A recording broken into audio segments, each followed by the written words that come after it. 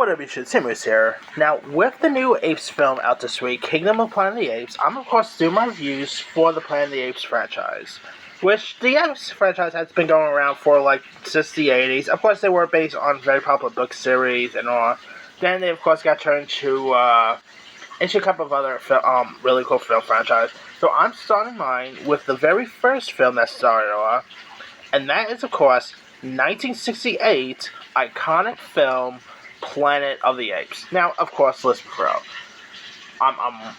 This movie was way ahead of my time. This was more like my grandparents' era type film. But of course, I actually have seen the original Planet of the Apes, with them and the original is really iconic. Of course, it was so different nowadays. Now we just have CGI and stuff like that. Back then, it was people actually in the Apes costume, which I always thought was really cool. I mean, of course, before Star Wars came around and all, there was they were trying to hence the sci-fi genre pretty well. Of course, 2001 came out that same generation. Now, Planet of the Apes was directed by Franklin J. Schaffner, and also stars Charlton Heston, who was very iconic with the biblical era films. Because of course, if you guys remember, Charlton Heston is best known for starring in the Ten Commandments, Ben-Hur, and if you guys don't know much about the story in this, it is where an astronaut crew crash lands on a strange planet in a distant future, and the planet appears to be desolate at first, but the surviving crew members also stumble upon this safety upon a society in which apes have evolved into creatures with human-like intelligence and speech, and the apes have assumed the role of the dominant species, and human are creatures wearing human skin. Now, of course, Charlton Heston is really great. Of course, there is the iconic line, the iconic Statue of Liberty scene, which is one of the most iconic scenes in movie history. You also had Roddy McDowall as the role of Dr. Cornelius.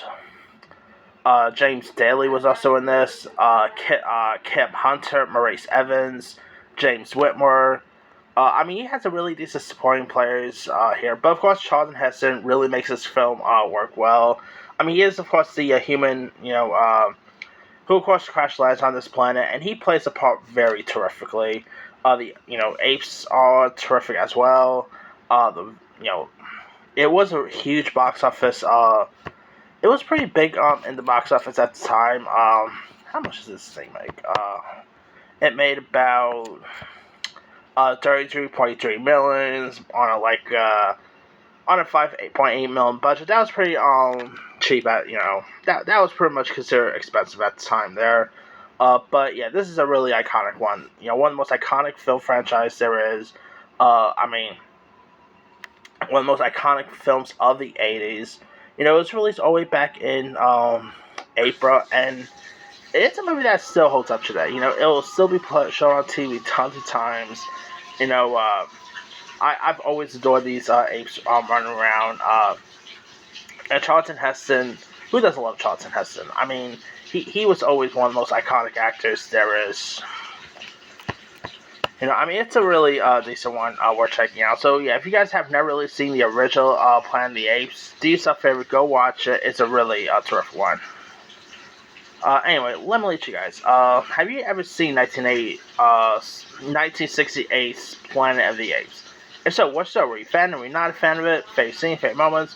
And where would you rank the Planet of the Apes franchise here? Drop comments below. Don't forget to subscribe, hit that bell for notification. This is Simmy signing out.